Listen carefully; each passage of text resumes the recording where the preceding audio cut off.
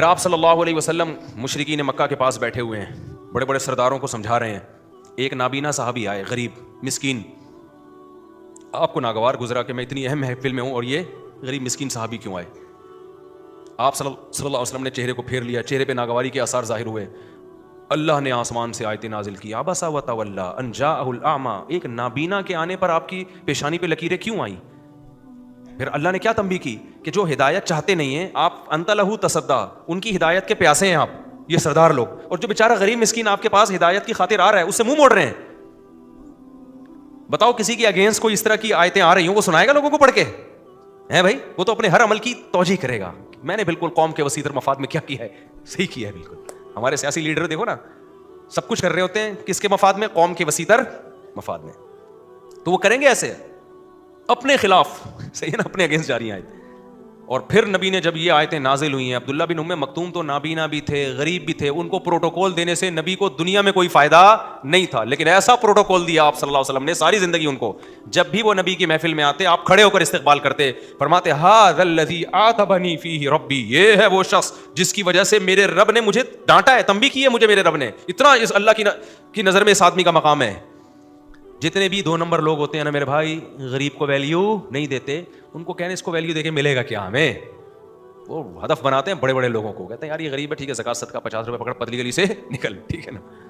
تمام پیغمبروں پہ ایک الزام لگا ہے کہ غریبوں کو اپنی محفل سے نکالو, پھر ہم بیٹھیں گے. قرآن میں جگہ جگہ, نوح علیہ السلام اور سید الانبیاء پہ بھی الزام لگا ہے. عرب کے سردار کہتے تھے یہ بلال اور یہ ابن عبداللہ بن مسعود اور ام مکتوم جیسے غریب لوگ کیوں بیٹھے ہیں آپ کے پاس؟ تو ہر پیغمبر پہ یہ اعتراض کیا گیا, تمام پیغمبروں نے ایک ہی جواب دیا. نوح علیہ السلام نے کیا کہا, من ینصرنی من اللہ ان طردتہم, اگر میں ان کو اپنی مجلس سے نکالوں گا تم مجھے اللہ کے عذاب سے بچا لو گے؟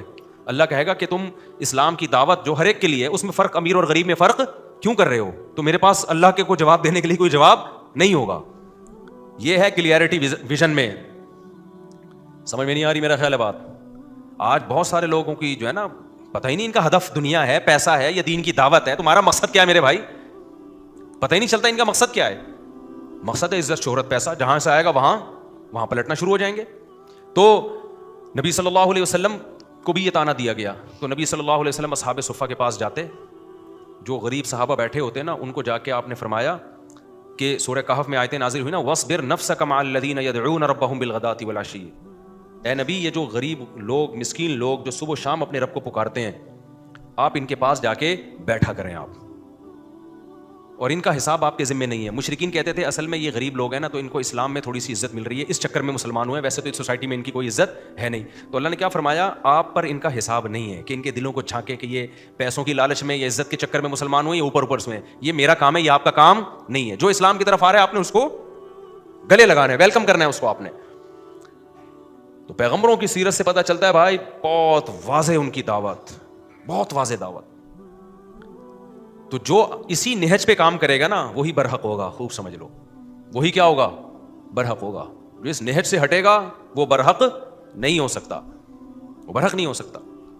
تو نبی صلی اللہ علیہ وسلم کو اللہ نے کیا فرمایا کہ وَإِذَا جَاءَكَ الَّذِينَ يُؤْمِنُونَ بِآيَاتِنَا فَقُلْ سَلَامٌ عَلَيْكُمْ. جب مشرکین مکہ تانے دیتے تھے نا کہ یہ غریب لوگ ہیں, ان کو تو عزت نہیں مل رہی, تو اس لیے یہ مسلمان ہو رہے ہیں کہ چلو تھوڑا سا یہاں پروٹوکول مل جائے گا, تو ان کو اپنی مجلس سے نکالو آپ, ہمیں ان کے ساتھ بیٹھتے ہوئے شرم آتی ہے. تو اللہ نے نہ صرف یہ کہ نبی کو یہ حکم دیا کہ ان کو نکالے نہیں, بلکہ اللہ نے کہا کہ ان میں جو بھی ایمان لے کر آئے ہیں نا آپ کے ساتھ جب آیا کریں, فَقُلْ سَلَامٌ عَلَيْكُمْ, ان سے کہا کریں تم پر اللہ کی سلامتی ہو. كَتَبَ رَبُّكُمْ عَلَىٰ نَفْسِهِ الرَّحْمَةَ, اللہ نے اپنے اوپر تم پہ رحمت کو فرض کر لیا ہے, لکھ دیا ہے کہ میں ان پہ رحم کروں گا. ان کو اور ان کی حوصلہ افزائی کریں. اور کیسے رحمت؟ من عمل منکم سوءا بجہالۃ, تم میں سے جو شخص اگر غلطی سے گناہ کر بیٹھے گا, توبہ کرے گا, اللہ اس کو معاف کر دے گا. یعنی دین پر جب آ گئے ہو نا تو چھوٹی موٹی خطاؤں کی زیادہ ٹینشن نہ لیا کرو, ایسا نہ ہو مایوس ہونا شروع ہو جاؤ. توبہ کرو گے اللہ کیا کر دے گا؟ معاف کر دے گا. اس طرح سے ان کو اور عزت دیں آپ, اور وہ ان کافروں کو بتا دیں کہ تمہارے لیے اللہ کے ہاں کوئی مقام نہیں ہے.